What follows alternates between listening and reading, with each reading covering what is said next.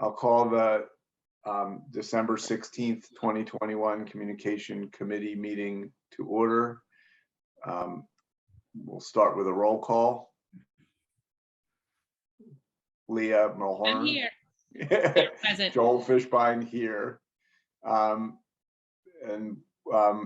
we had a chance to review the minutes of the last meeting? I looked at them, yes. And do I have a motion to approve them? So moved. Second, all in favor? Aye. The minutes are approved as drafted. And now we'll move on to the presentation by Mr. Kaufman, which I believe he will share momentarily. Go ahead. Okay, can we see the screen? Yes. Okay, good evening, everyone. Welcome to the December 16th, 2021 Communications Committee meeting. Happy to see everybody's face. Welcome, Dylan, from our student council. Let's see, this evening we have one major topic. We're going to give an Alumni Association update. I'm very pleased to have the president of the Alumni Association on the line. Thank you for coming this evening. We're going to cover four things within the Alumni Association update. So let's get started. So the first one is CHS Connections. And this is, Krista sent me these notes as a result of one of the meetings, the board meeting that she had, I believe, with the board, obviously, of the Alumni Association. There's a couple other things kind of peppered in as well. So CHS Connections, teacher alumni lists for all 7 schools are almost completed / updated for this year.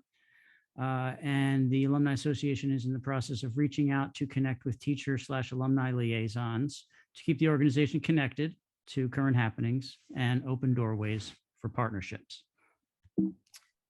Another entry on the connections slide is the Alumni Association has discovered in their archives binders of information containing a historical reference about the CHS Centennial Celebration mural competition from 1984.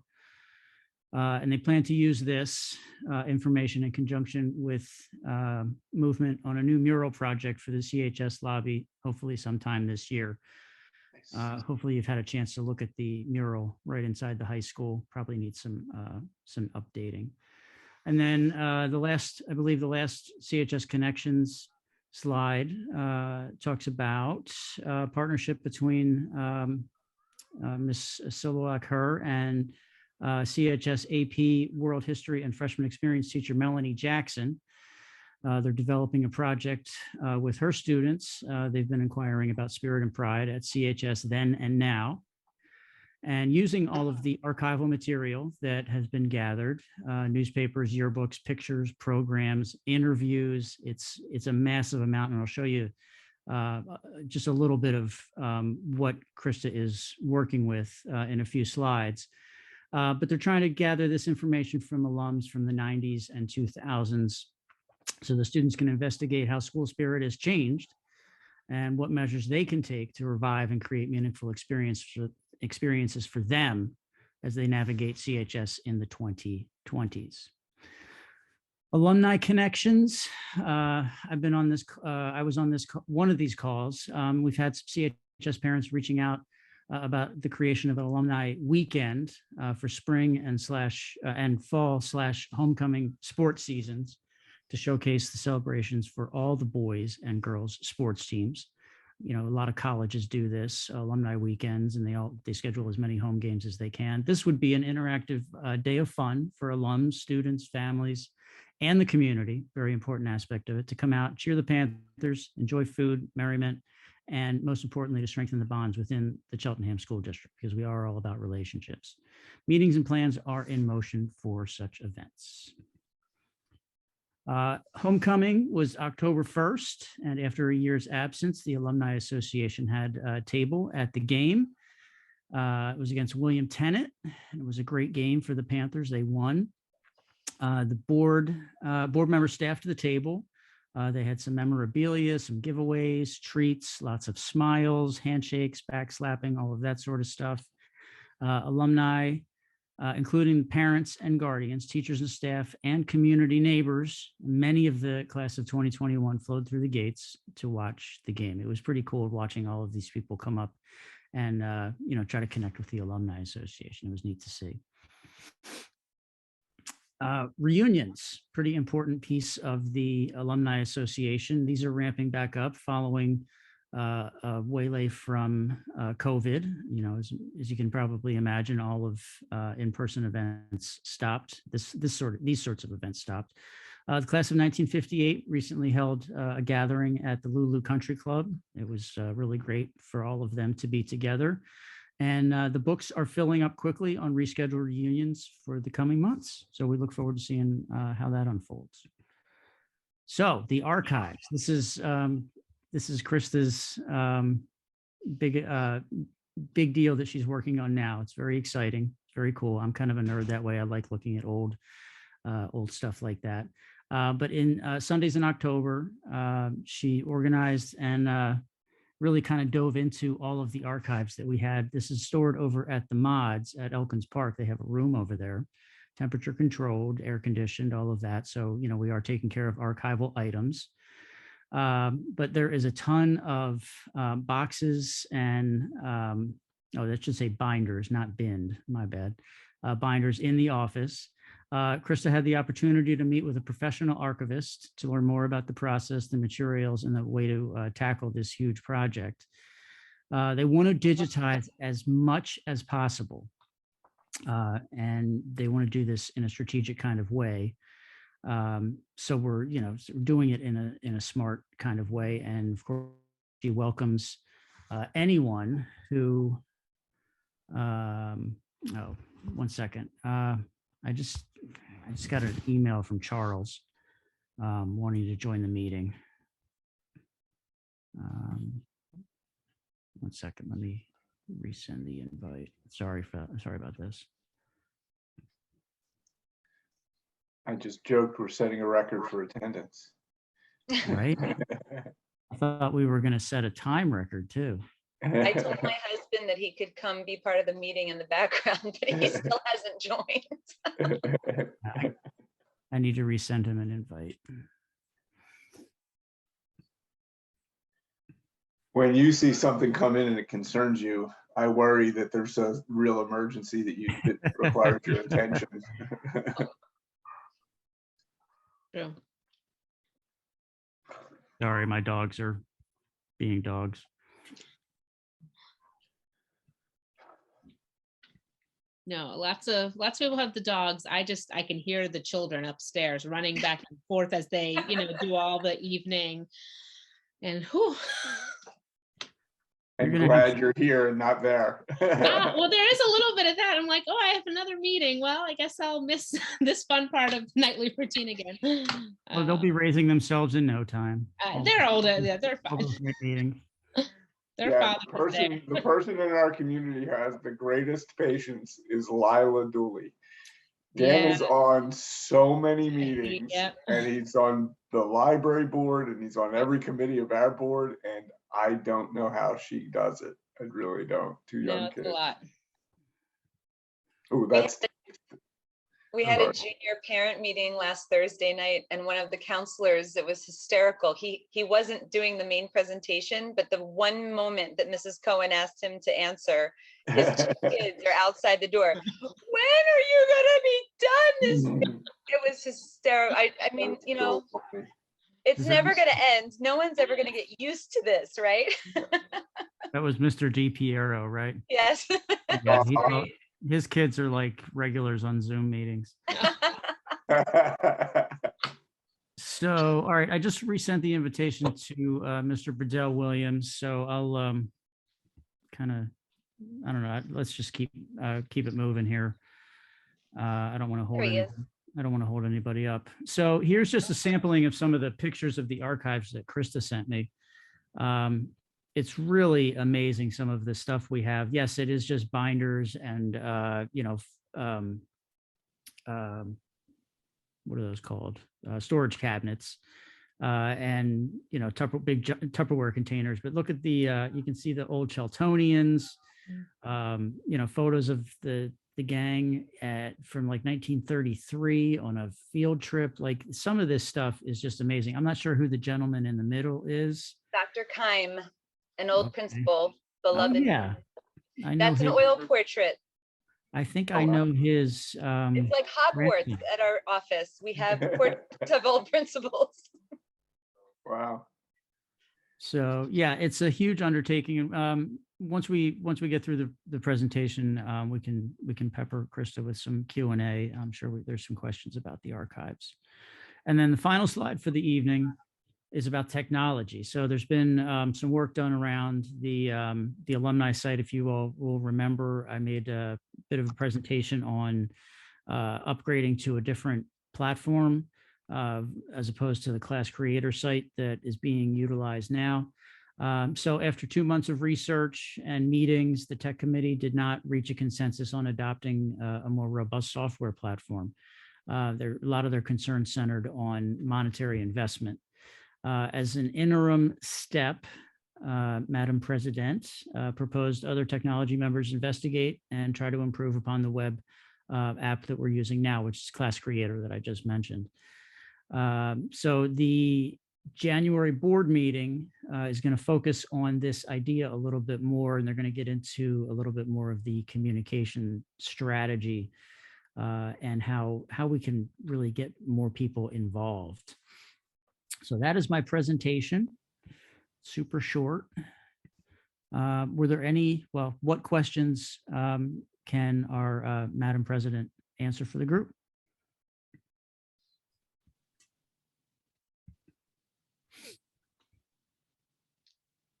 Oh, come now. You have to have something. I do I'm want to late. Elaborate. You know me. I can't even really contribute. I came in like on the tail end of Kevin's very thoroughly executed and efficient presentation. So We pay him the big bucks. he's really good at this, that's for sure. Well, thank you. So I'll Did you- start. The idea is engagement, and I'm looking at the class creator website. I clicked through the link, and are all the people who are listed as being from there's 1,000 or so people listed, are they all people who have got in touch with you that are in your archive of who we can have contact information for? Mhm. Great. Well, that's a nice big number. I mean, no, Bigger. it should be So- bigger, right? What is the alumni base, and how much contact information do we have? I know you mentioned that before. So we have, in today's day and age, our Facebook page is our main platform of getting out information and being able to connect with alumni. And that's about a little over 6,000. And that's great. But I will tell you, because I am always on Facebook, and more than half of that 6,000 are not on Facebook very often. So, we'll post something, and 3-4 weeks later, you see someone say, "Oh, I never saw this," because Facebook is not, it's a content platform. You post and you hope someone sees it and you hope they interact with you, but if they're not on it, they're not going to interact with you. This idea of trying to find a new software platform is so that we can fully, we can reach out. So via email, updates, constantly trying to connect people with events that are currently going on and engage them, and not just be a content only. And the class creator site sadly still just does that.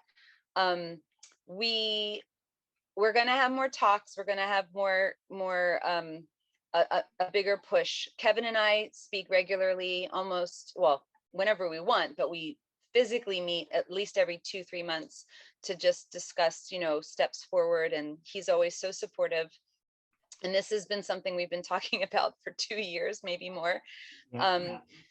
And I personally am, slightly frustrated because I'm just trying to, I understand, caution and money, but at the same time, we're just stagnant right now. We have a lot of people. If you think about the generations, right? I don't like to speak generally. Because I don't want anyone to generalize anything about me, but if you think about the generations and how they interact, who's on social media, which social media platforms, who's not on social media, who can't be on social media or refuses to be on social media. So when you're looking at how can we engage people all the way from the classes of the 50s to the classes of 2021, there's a huge range there. And that's what, I have from the very beginning, when Susan O'Grady, precursor to Kevin, called me in and said, Krista, can you please be part of this new movement? And she had wonderful vision of understanding, like a young Panthers, how the kids of the last 10, 20 years are going to be versus the people, that are in their 80s and 90s right now, and everyone in between. We need my vision has always been an all-in-one website that is a one-stop shop. And it's been, we can go back and forth, we can engage, we can have conversation, we can have people, connect. And that's what we need. So we're working on it. And I'm hopeful that, by the January board meeting, we'll have a little bit more direction. Yeah, some of those sites that we're looking at have group functions, which are, I think, going to be really key for engagement. So we'll be able to splice it up any which way we want, by geography, by year of graduation, by where they went to college, by what sport they played, and really try to drill down and engage them that way. Because just kind of Chris is absolutely correct. Facebook is too passive for this. And we really need to, and if we're going to grow the Alumni Association, we need to go out and be proactive about what we're doing and how we're going about it. I agree with that. I mean, the 6,000 who are engaged on Facebook, the 1,000 of the 6,000 who joined, the 1,000 who might actually see it on a regular basis, that's great for them, but that's all you'll get, and you're never going to get any more. Into this level of maturation of Facebook, that's it. You're going to get dribs and drabs, but nothing substantial. Yeah, Right. So I see what you're saying, and it makes sense to me. The platform will drive us toward two-way engagement, back and forth, Right. which is really what we're looking for. Yeah. And I have to say one thing in defense of some of our oldest alumni are some of the most involved and engaged. And I find this amazing. I mean, part of my job, my volunteer job as president, which I could tell you stories for an hour. I'm not going to, because I know it's a quick meeting, but I get emails and phone calls all the time from people out of nowhere. And all they want is my mother or my aunt or my, long lost teacher. I'm trying to find information, and I go to the office and I grab yearbooks and I, anything I can to try to answer their question. But what happens in the meantime are just these hour-long, usually, discussions of listening to their stories and their love of their alma mater. And the older classes, so when you saw 1958, I don't know if any of you were trying to do the math in your head and be like, wait, which reunion was that? They have a reunion every 2 years now, because they keep losing their classmates, and they don't to lose time spending time together. And I got video after that reunion, because, so just a side note, our treasurer, who was part of the initial officer, this officer team who put the new entity together, Mickey Langsfeld, he passed away suddenly in August of 2019. And we lost him. He was in the class of 1958. And so they sent me video from the reunion a couple months ago, because they all spoke about him, in memory of him, because this was the first reunion they had since he passed. And they're sitting on this patio at the country club with this blue sky and this beautiful, it brought me to tears, because they just enjoy being with each other and chatting and remembering, stories. And my dream, which is really huge, is to be able to record all of these stories. I don't care if it's audio, I don't care if it's video, I don't care if it's on, written, but everyone has so many stories, and they are the core of everything we are as a community, So they're pretty cool peeps, and they are all about, keeping in touch and email. And I'm like, you're better than I am sometimes with running my reunions, class of '94. So Krista, you just perked me up for a second. Like that would be a really cool PBL project to do, like a StoryCorps thing with some of our alumni. Yeah. I would love it. Karen and I have talked about, Karen Shaffron and I have talked about it. So Okay. I had reached out, right? Oh my God, the years are going crazy. I guess in the middle of the 2019-2020 school year, I had reached out to try to, I don't even remember the name of the teacher at the high school, but who's ever in charge of digital media classes. I had gone to school and I knocked on her door. She had a class, because I said, listen, I just wanted to chat with you about, maybe some of your students are interested in helping us digitalize the archives, and sadly, it was a very overwhelming day. There was a, kind of tumult in the classroom. It was crazy. I mean, our dream, our mission, if you read our mission statement in our bylaws, is to, first and foremost, is to connect the alumni with the current students every single year, whether that's inspiration, mentoring, networking, internships, any way we can. We would love to be able to work with the current kids and help, be an added support at the high school. And so that's still a dream of mine. If any kid, I mean, I don't know what kids kind of into archiving right now. It's kind of a very small profession, but it's fascinating, I must say. And I just want to say props to Susan Dubois, who is a current past Wingcoat mother, who is my professional archivist friend, who met at LC's to talk all about, I mean, she gave me catalogs of all, how I can find, the special envelopes, the special,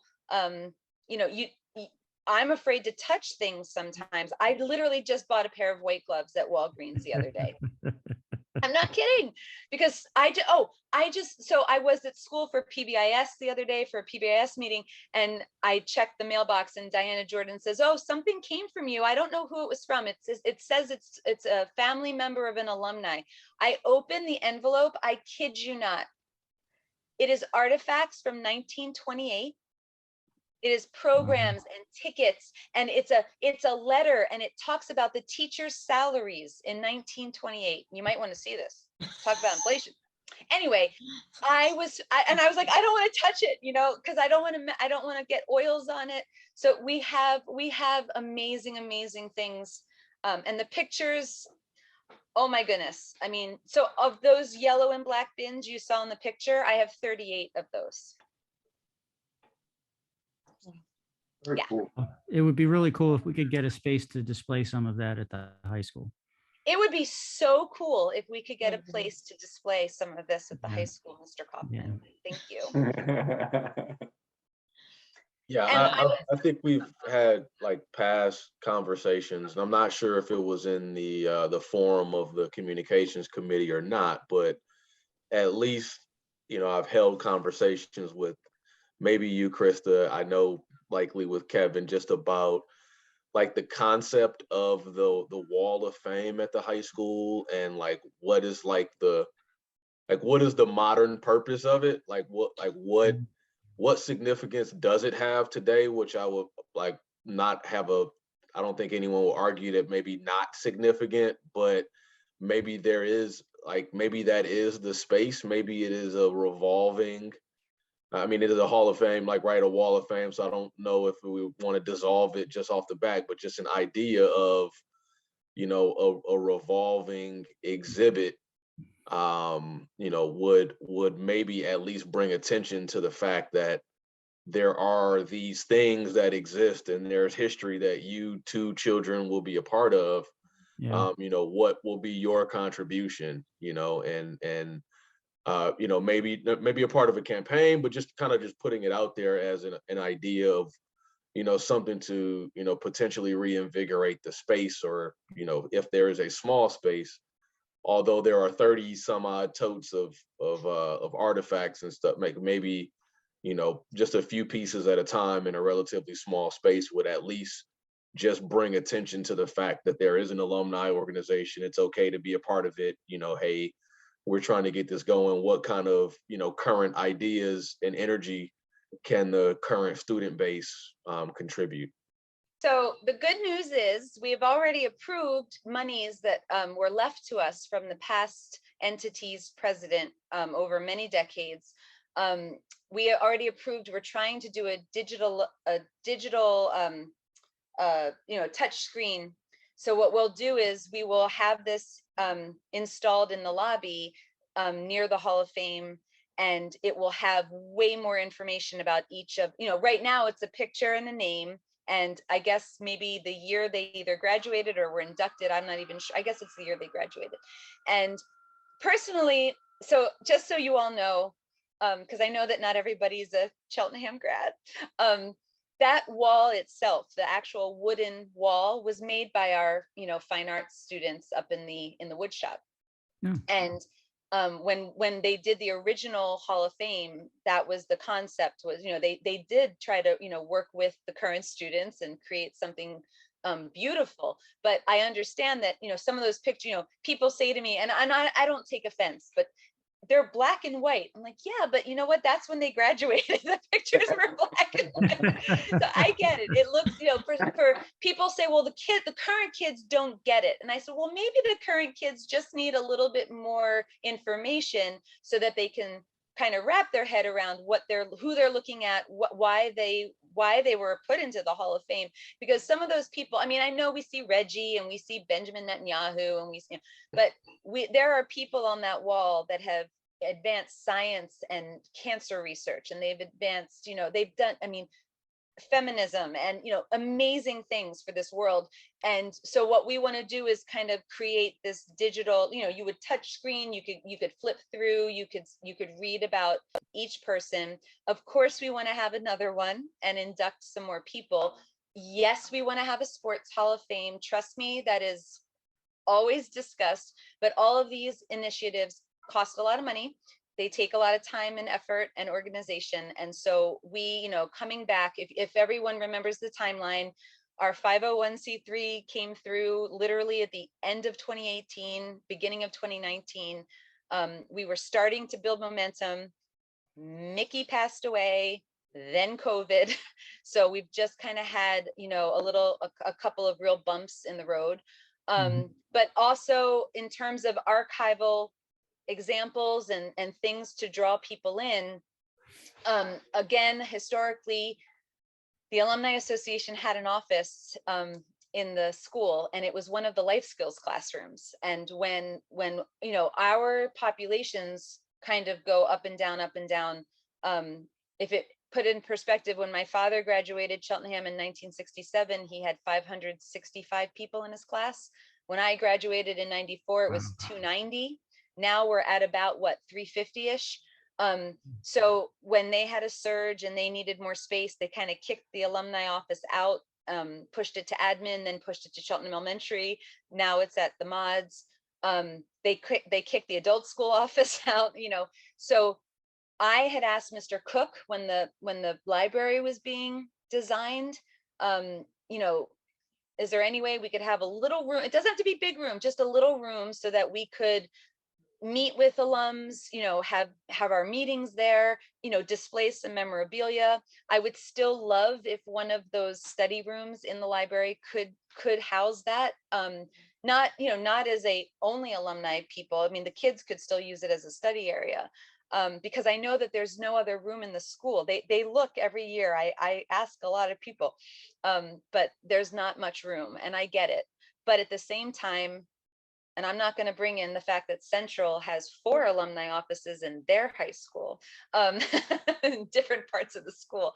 But if you go to Central and you walk down their main hallway, look at their library entryway, there are 2 huge glass rooms. The right is a computer lounge for the students, and the left is an alumni archive. And they have those giant, you have to turn, the giant things to open up the archives. I mean, it literally looks like something out of National Treasure.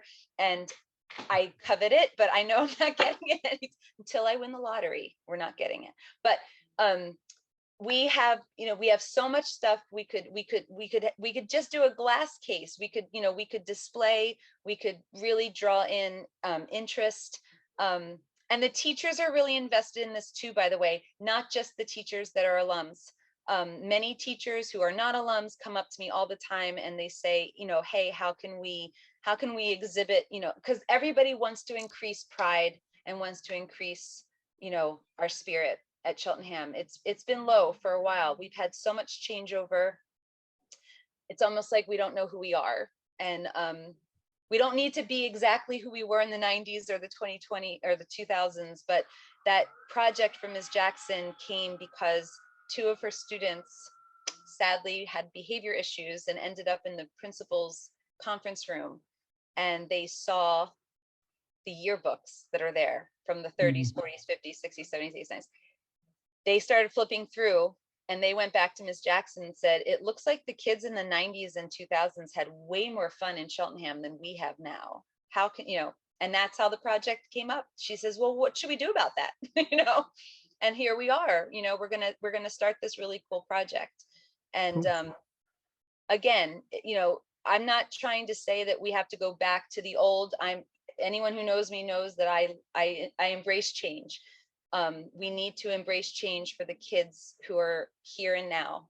And here and now, what is here and now, right? It's different than it was 2 years ago. So we can do it. And you know me, I still have a kid there, so I'm very invested. Okay. Leah, did you have any questions? I did. I started to ask earlier, but then we were all, I think, thinking at the same time.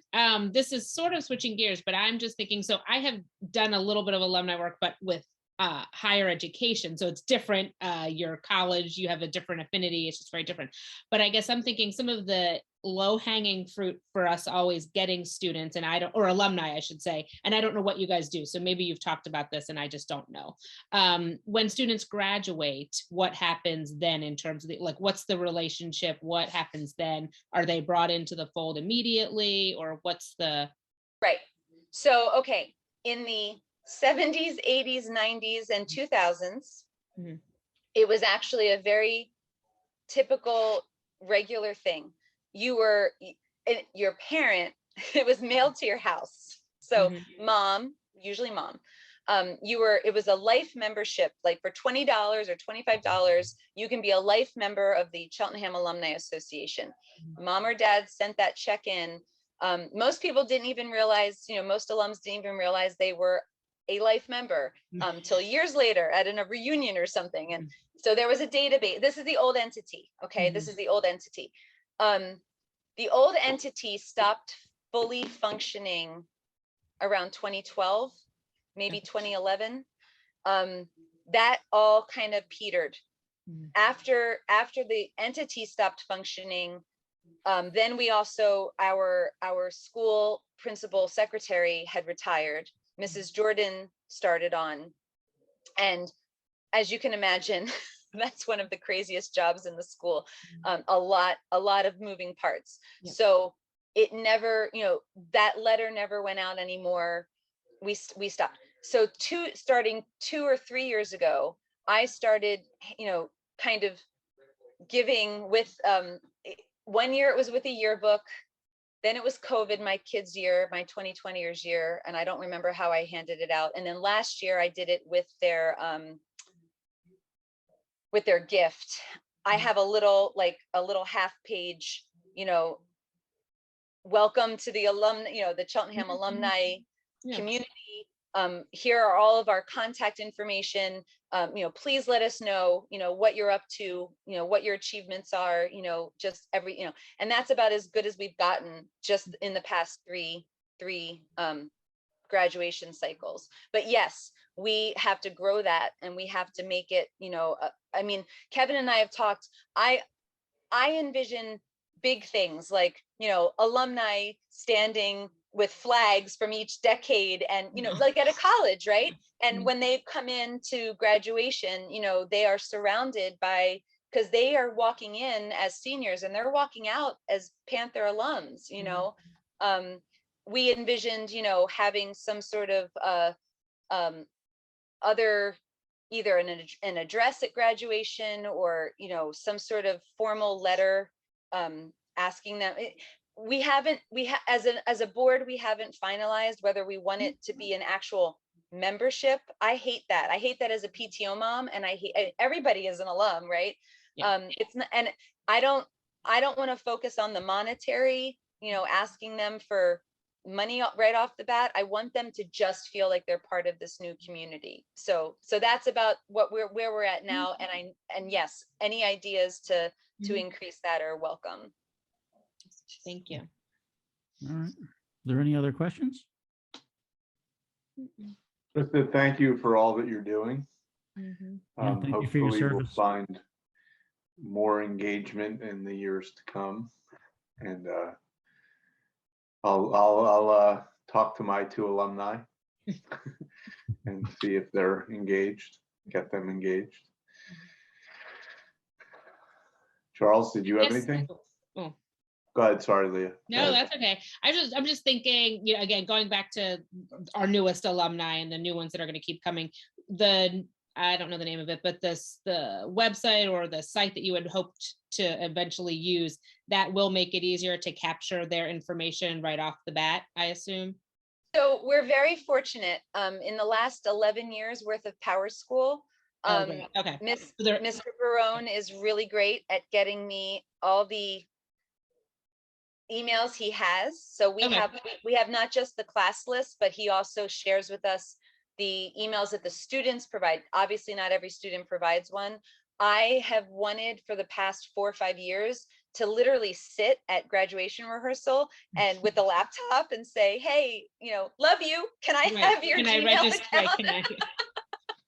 Yeah, I'm just thinking through some of those, like, logistical things and wondering, what happens. But again, the last few years obviously have slowed us all down with making any kind of headway with these kinds of things. So well, let me also just share with you that the past, the 60s, the 70s, the 80s, the 90s, the 2000s, the old entity took the home address that they were given, the list of graduates with the home addresses, and our yearly newsletter would be sent to that address.